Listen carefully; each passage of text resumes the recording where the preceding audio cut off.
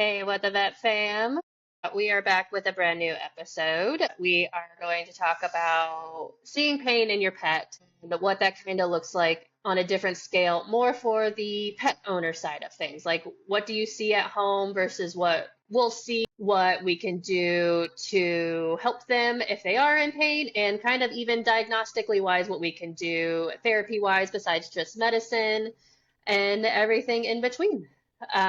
So I think one of the big things that brought this up was I was at Target and me being nosy Nelly that I am, I heard people talk about they had an Australian Shepherd and he was walking around three-legged, but because he was fine, they weren't going to do anything and just watch him. Yeah. And so I wanted to bring up kind of besides the obvious that mobility wise, your pet was walking on three legs, not normal. And I think they said he was panting because at that point they went to a different aisle, and I debated with whether or not to be that strange person at a Target going up to strangers and talking about things. So I didn't do it. What I'm like, excuse me, listen. Well, because like I was also hearing them because like one, the husband was like, he's fine. He's moving, he's eating, he's drinking, he's just walking around three legs. So like you already had that aspect. The wife was agreeing, and the mom slash grandma was like, well, and then they went to a different aisle, and because I was doing an order, I was like, it's not my monkey today. But then like I was talking about it at work, and then someone had asked, well, what are all the signs? And I even went into the subtlety of cats. You know, how often on cats that have pancreatitis that we saw on internal medicine would lick their abdomen area in one specific spot. They would be Yep. bald, and the owners didn't notice it. They just Yep. noticed that slight decrease in appetite and a little bit of lethargy, you know, very subtle signs. But then we would see their abdomen and we'd be like, oh, this cat hurts. Yeah, they were And, you overgrown. know, on ultrasound, and then on ultrasound, their pancreas would just be super angry and inflamed. So Yep. it's just like little things that can tip you into seeing something going wrong with your pet that's not normal. And newsflash, if they're hopping around on three legs, regardless if they're eating or drinking, they're uncomfortable. They're uncomfortable. Because I'm sure if you limp around with a bum knee or a bum ankle, your ass is still eating and drinking too, but you're in pain. Exactly. Just Exactly. And like, you know, you putting have that out there. acute and chronic pain. You know, Allie has chronic pain. She has arthritis in her hips. You know, the Yep. past year it's been getting worse. And when she goes down the stairs, she holds up her left hind leg. Yep. You know, she's on supplements, NSAIDs if she needs it, but you know, that for her is chronic. I have done the gambit for her preemptively to just now starting to have problems. You know, we knew at 10 weeks old she had hip dysplasia. And when she got spayed, I had a board certified surgeon do her, and she cauterized the growth plates. You know, her hips stopped growing. Ergo, the arthritis stayed Yep. there for a certain extent. And, you know, because she's getting older, that arthritis is now starting to play catch up, you know, and I also, newsflash to some owners, as much as Alley Dog loves food, I moderate it. That dog is not fat. She is very lean, and that is to benefit her hip issues versus her happiness with food. Right. You know, if that dog has given herself food bloat on multiple occasions because she loves food too much, and we can talk about food bloat on another episode. But, you know, I keep her weight very, very lean because of her hip issues, because I knew going in that she was going to have this issue. Excuse me. You know, you can see pacing in the animals. Cats like to hide, you know. All of a sudden your cat's super sociable and now it's hiding in a closet. That's a red flag. Mine gets aggressive. Yep. And I was just going to say, I was like, dogs can be clingy or they can have complete behavioral issues where super happy or now they're going to snap at you out of the blue. Well, okay, what's causing them to snap? You know, Yep. excuse me. And, you know, it's just a change in their social behavior, change in their dynamic. Again, sometimes it's more subtle than others. You know, Allie will hide in a cage. Okay, what's causing you to hide in a cage? What's going on? So, you know, and I think this goes more on the chronic pain examples when they're on a slippery and like linoleum or tile and their hips give out a little bit and they do the little splayed legs. You know, that can be more chronic pain versus acute, especially, and I'm going to put their age into it, age dynamic. Yep. Excuse me. Then you have your acute on chronic when they're already uncomfortable and then they slip and then they splay and then they just make it worse. They exacerbate Correct. it, And have a flare up or whatever you want to call it. yep, exactly. So you just, you made a known issue worse. Same with us. I have a bum back and I aggravate that bum back periodically. So, it's acute on chronic. I have a chronic issue and I acutely flared it back. Yep.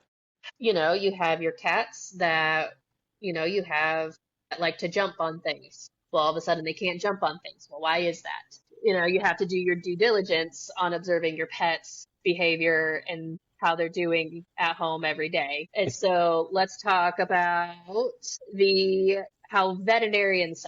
So we touched about what you're going to be seeing. What can we do to rule out pain in your pet? Because the big thing is, if you even think that your pet's in pain, odds are they probably are, right? Something inside of your gut is saying, hey, something's off in my pet. You live with them day in and day out. You've known them for X amount of time. So Stop a eating, good, they stop drinking, they start panting, they start drooling, they can't lay down appropriately. Like that's all shifts that Joyce is talking about in behavior that you got to be aware of and not be like, pass that off for, oh my God, he's been, non-weight bearing. exactly. So the good thing about, the worst thing you have to lose is money when you want a second opinion, right? We've taken that call before. They're like, I don't know, Fluffy's just not acting right. Well, okay, I can get you in on a day that works for you. Worst thing you have to lose is money for an exam. Yep. And it's peace of mind, right?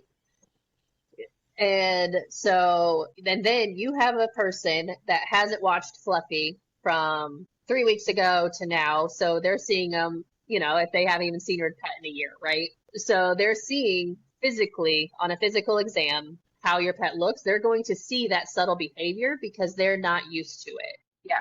They're going to see a slight hitch. They're going to see a slight wince. They're going to see something that you haven't quite paid attention to because you see them every day. And it's nothing against the owner. We're guilty of it ourselves. We don't pick up on things on our own pets right away. Just ask Galley Dog and her tail. Yeah, right.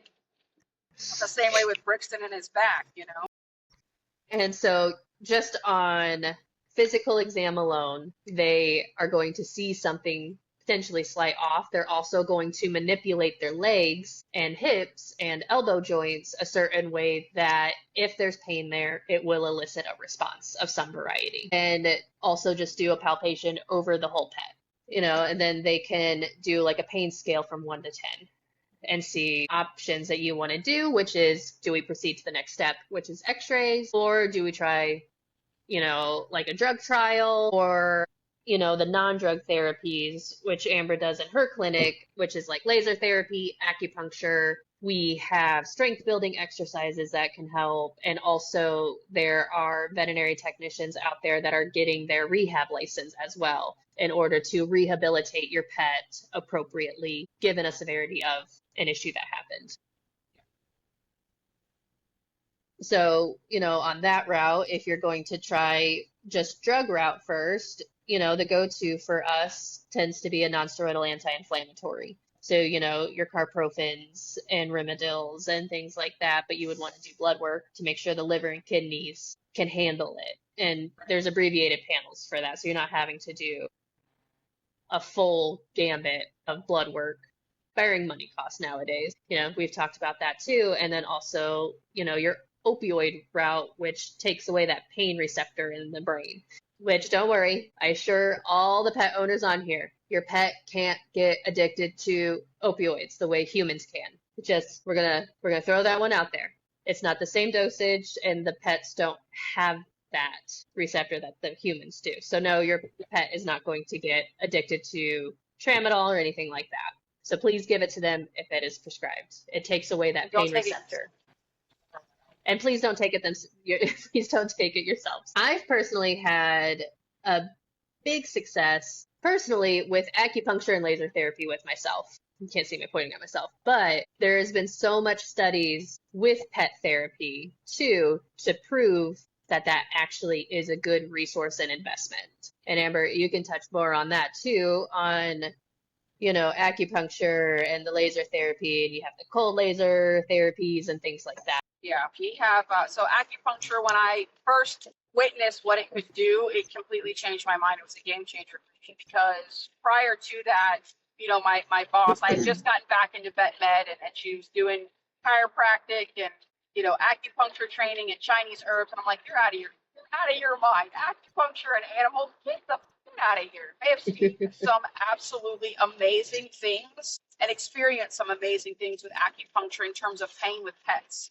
So we have, in one of my clinics, we have quite a few that actually come in on a regular basis for what I call tune-ups. So they'll come in for their electroacupuncture or their dry needle technique, or something else. It's like hot needles where they dry it with a, not dry it, but they heat it with a root called moxa. They'll light the moxa on fire, and, well, they'll light it on fire, but they'll light it and they'll touch the needles with it. One, it'll relax the pet, and two, it actually helps enhance the acupuncture experience. So I've had that. And then also we've done aquapuncture where we've done, B12 and acupuncture sites. And I have seen some absolutely amazing things with this. Laser therapy, I can speak from personal experience with that, having back surgery, having shoulder surgery, having bad knees, having everything. That thing is a lifesaver. And I will tell you, I should be eating NSAIDs every day like candy. And because of a laser therapy session, I don't. So I'll ice my areas first that are bothering me, and then I will hit it with the laser. And it actually helps me better explain to clients our pain management with that, and what to expect and what to look for. And the important thing too is when you have a pet that is uncomfortable, they're in pain, and you're doing, say, laser treatment, right? Or you're doing acupuncture, it's very important not to just stay focused on the area of concern, but the areas that they're going to overcompensate with, because those are, one, put at risk, two, they're uncomfortable, and three, I mean, you got to treat the pet as a whole. We walk around, we're bipedal, right? We walk around on two legs. They're walking around on four. And if one of them is uncomfortable or their back is uncomfortable, they're having to shift their weight in multiple directions, multiple locations of their body. And we got to make sure that we're taking care of that as well, and not just the area of concern, like I said. Yeah, exactly. And I couldn't put weight on my leg, and the vet at the time paid for me to go see her acupuncturist because it was sudden. It was acute. Yeah. I'm walking and all of a sudden I couldn't put it. And that's when I first started having joint fluid issues in my knees. Yeah. I couldn't walk in, but after one acupuncture session, I could actually bear weight and walk out. Yeah. I've seen some crazy things. So we're not bullshitting you on how far the knowledge for acupuncture and laser therapy have gone. Yep. So on your pets that have chronic pain, this is amazing for them. Yep. It really helps just get down that inflammation in their areas. And it helps open up different pathways, releases stagnation in their body. And then we would couple our acupuncture sessions with something called Tweenaw, which is actually medical massage, where you're hitting acupressure points and things like that. And to see these animals, even the cats, melt down into the exam table, like, oh yeah, it was absolutely amazing, and the complete turnaround. With laser therapy and things like that, like I think it's just as effective, and sometimes even more so than your NSAIDs and your pain medication, if I could be completely honest. Another option that we have for certain injuries and ailments and things like that is platelet-rich plasma injections to help. And that's new coming up too. Yeah, so I've seen some pretty awesome things with that as well. But it's hard to explain to a lay person, observing pain in your animal and not just letting it go because he's eating and drinking. So that still blows my mind. I'm sorry to go back to that. No, because it's fair. It's fair because that is a common theme that I'm going to say in vet med that we hear. Well, he's fine. He's eating and drinking. Well, I am sick right now. I'm still eating and drinking. Right. Same. But, I'm also still taking medicine to help with said sickness. You know what I mean? And I'm not, my knees still hurt. I take meds and I do things appropriately to help said pain. Yeah. I'm still eating and drinking.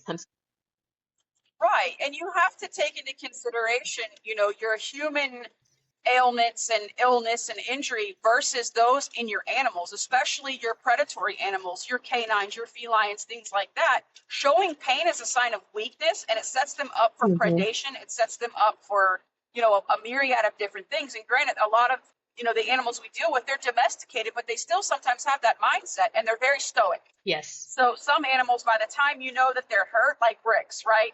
By the time I know his back is bothering him, which is typically an acute on chronic issue, like it's bad because he doesn't show me Yeah. beforehand, Yeah. And So it's the same it's with the important. cats, people. Yeah, Same with those cats. They're the worst in trying to see if something's wrong because they don't tell you until they absolutely cannot. like They yeah, are the worst in Pops. When showing. Pops, yeah, when she starts beating the shit out of the dogs, I know she doesn't feel good.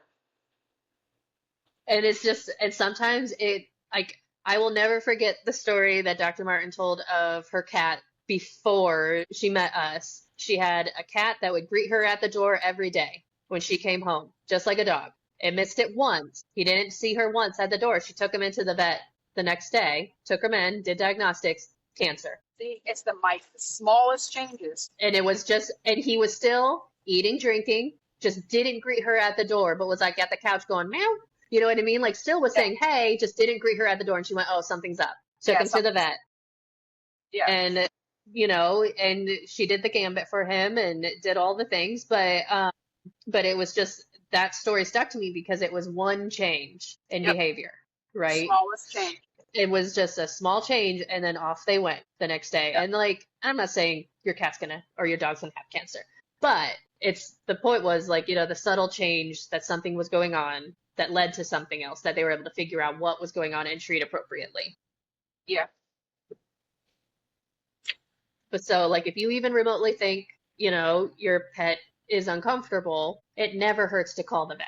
We get them all the time. We don't care about talking to you about your pet on the phone. Like, yep, what do you think Fluffy's doing? That's what we're there for. That's what your primary veterinary practice is for. no, That's their yeah. Even emergency care, call and ask questions, and don't leave it for too long because, like we said, by the time you notice they're uncomfortable, it's been going on. it's been going on for a hot minute. I mean, again, you're acute situations, like I get that, but and we're all guilty. And I'm going to say this as the American Hmm. population, we are all guilty of running our asses off all day, every day. We feed Fluffy, we pet Fluffy, take Fluffy for a walk, and that's all we notice. Sometimes Yes. it's like subtle things we don't see, but even Yep. myself, I have to admit, I have to make that a habit to be a little bit more observant because I, as a technician and a dog mom, have missed a couple of things here recently. So it's subtle change. We're human. Yeah, Exactly. We're human. Life is lifing and it's the holidays. exactly. Exactly. So, and And it's two, just, our pets yeah. deserve to be comfortable, And if you have you a know. senior pet, a senior lab, a senior Great Dane, a senior Golden Retriever, I can bet your ass that they have some degree of discomfort related to arthritic situations. Yeah. Yep. Get them started on joint supplements early, Glycoflex or, Ficox or Regenza, something to help support their joint health and reduce inflammation because in the long run, it's going to make them feel a whole hell of a lot better and it'll help them age better as Can't, well. yeah. And if you can't afford the joint supplements, you can get omega fish oils, dirt cheap on the Amazon. That's what Alley Dog's on to help. There's new studies that show they're coming up from the board certified surgeons that they're going towards that as well, if Yep. money is an option, especially for the people that have like the Great Danes and stuff like that. Yeah, Because, it gets expensive feeding them things, and Alley Dog thinks it's a treat, and her breath is stinky, but that's the worst side effect that you're going to get. exactly. Her breath is stinky, but her joints are lubricated and she's ready to go play ball. And once I started seeing that she was holding that leg up going down the stairs, I was in contact with a vet saying, hey, what can I add? I do have NSAIDs at home, but, and she was like, do this first, and if it gets worse, then yes, NSAIDs. And it hasn't gotten worse. It's been a good controllant of her inflammation. You know, she's also older, so she is going to be uncomfortable. And so on her bad days, I give her the NSAID to make her feel better. And instead of running ball every day that she would love, she goes more on walks because that's less stressful for her body. Less like lower impact. Yeah. Yeah, exactly. Lower impact versus running up and down the hills and stopping and starting. She still plays ball because that is Yeah. the love of her life, but we have to decrease it and go on walks more. Just, Yeah. and it's the little things like that that you have to do to help still Right. get their energy out so we don't all die because they're climbing the walls. But for the chronic ones that still want to bebop around and have Exactly. fun. And then honestly, her and I play ball on the bed and we toss it back and forth with each other. So we turned it into a new game. Okay. Yeah. So Yeah, so she it's literally will roll it and I roll it back. yeah, and you're keeping her active, and that's important too, is to keep them Yes. active and keep them going and not let them lay stagnant. You know what I'm saying? Because I'm gonna tell you right now, my fat ass, I'm not as active as I need to be, bro, and I feel like a ball of rubber bands all the time. So I can Hmm. only imagine when you've got a senior pet who's advancing with arthritis and things as they're aging, and they're not getting up and they're not mobile and they're not active, how they feel. Exactly. Yeah. So So, yeah. Yeah, guys. Hopefully just this helps somebody. yeah, yeah. And two, since we're talking about it, with the NSAIDs and whatnot, right? I have a lot of people, and I'm sure Joyce has experienced this. Well, I think we've experienced it maybe together in IM or ER. If you have a pet that you no longer have or they've passed away, don't just give your other pet their pain medication without consulting a veterinarian first. Dosages are different, weights are different, Yeah. organ function is Yep. different. Please consult a veterinarian before you're giving things like meloxicam and Galliprant and carprofen. Please consult a veterinarian. Because we can't stress enough about making sure their kidneys and liver can handle it because it gets filtered through the kidneys and liver. So they already, and you're not going to see visually that on your pet unless it's at the end stage of kidney and liver issues, right? So if Yes. they're already starting to creep up on values and you give that one dose because Fluffy's hurting and you don't realize that their liver and kidney values are already getting elevated, because again, you're not going to see it, you're not going to know just by Mhm. looking at them and watching them and seeing them eat or drink. It could be detrimental from stage 1 to stage 4 overnight Exactly. Especially if you are to where there's no reversal. overdosing them. Yeah. Yeah. Especially if you're Yeah. overdosing them And with we've your and 120-pound dog shit. and and I'm sure Amber has seen it where we've seen the overdose in hospital to where the dog went into kidney and liver failure. Yeah. Yes. I've personally witnessed it. I've had to, and it's not malicious intent on the owner's part. They had it, they didn't know any better, and they gave it. And a 10-pound dosage can be that big of a difference depending on what their values are. Yeah. And NSAIDs such as ibuprofen are not appropriate for your pets. I don't care if you can find the dose online. Your pet's body cannot metabolize that medication appropriately. Tylenol, Correct. not good for your pets. Excedrin, not good for your pets. No, Again, don't care if you can find the dose online. that It's is not good. And I'm speaking from a personal experience of something that had happened. I had a black lab named Ginger. She would eat anything and everything under the sun. I had a cat named Warlock who lived up to that name. I kept my personal ibuprofen bottle on top of the fridge. I was gone for the day. My cat knocked it down. My lab ate, it was a 200 count bottle, ate 196 tablets of ibuprofen. Correct. I don't know the time frame because I was gone from this time to this time. Came home, didn't realize right away because there was vomit on the floor. So I'm cleaning up vomit, and the dogs act the way they do because they did something that they weren't supposed to, which was vomit. And so like a half hour had gone by, and I'm like, what is this? Because they were still part tablets. And then I saw the bottle, scooped her ass up, took her to the clinic, and she was in the hospital for 5 days. Her values did increase. They leveled, didn't get worse, but to say she had to have charcoal every 4 to 6 hours, Oh, damn. it was a gambit that the staff went through for my pet for an accident. It was because the cat was an asshole and tried to murder my dog. He orchestrated that. But yeah, she was in the hospital for 5 days. The worst thing that she had, besides a slight increase in values, was she had incontinence issues. It affected her bladder. So then she had to go on Proen for the rest of her life. But that happened at 9, and she did live to be 15 and a half. Accidents happen. She recovered because I caught it right away. But it is to show people mistakes happen, Yeah, even they to do. us and our animals. Uh-huh.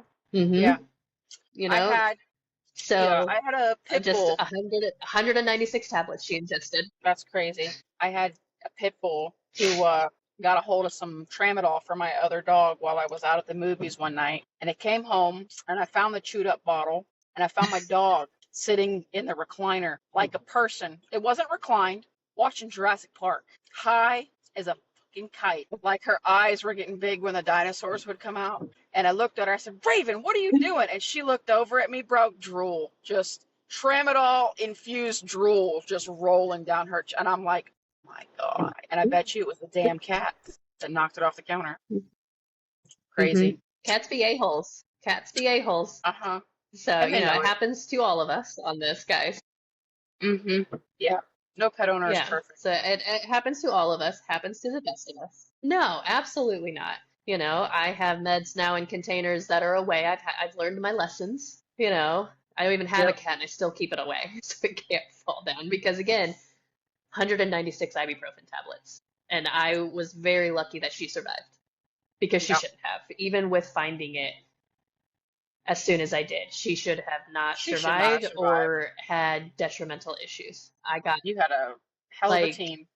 I got very, very lucky and a very good team. Like she lived there for 5 days, and this was just an emergency clinic that were closed during the day, but the clinic that was in there took care of her during the day for me. So but yeah, guys, it happens to all of us. Watch for the subtle signs, and when in doubt, call your vet.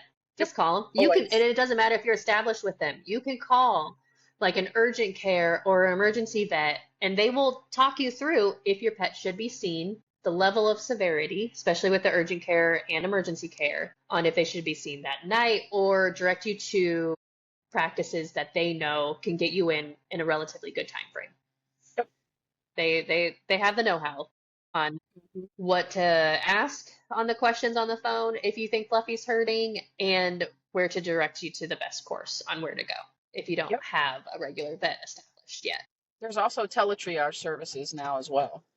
So where you can call and tell them what's Hmm. happening with your pet. You'll talk to a veterinary nurse and they'll advise you urgent care, emergency, or you can wait until the morning. Yep. Utilize them. So there's resources out there besides Google. I'm going to say that because, everybody uses Google. I do it too.